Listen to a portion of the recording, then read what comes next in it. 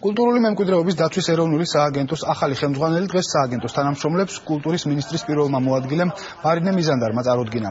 არქიტექტორ-რესტავრატორი, ძეგლებისა და ღირსშესანიშნავი ადგილების საერთაშორისო საბჭოს საქართველოს ეროვნული კომიტეტის თავმჯდომარე მერაბ ბოჭოიძე ხელმძღვანელის რანგში დღეს პირველად შეხვდა კოლეგებს და მათ სამომავლო გეგმები და პრიორიტეტები გააცნო.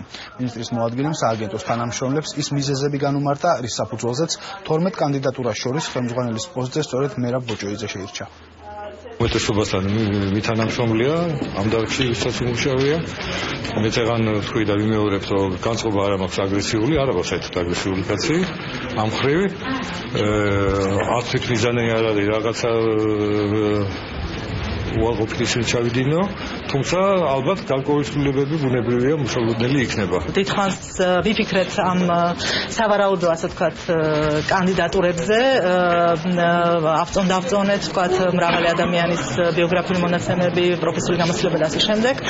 და ყურადღება ბატონ მერაბზე შევაჩერეთ, ბევრი მიზეზის გამო, რადგანაც ეს გახლავთ ადამიანი, რომელიც ითავსებდა, ასე ვთქვათ, ყველა იმ კრიტერიუმს, რომელიც გვესახებოდა ძალიან მნიშვნელოვნად, აი ასეთ საპასუხისმგებლო თანამდებობაზე ადამიანის დასანიშნად.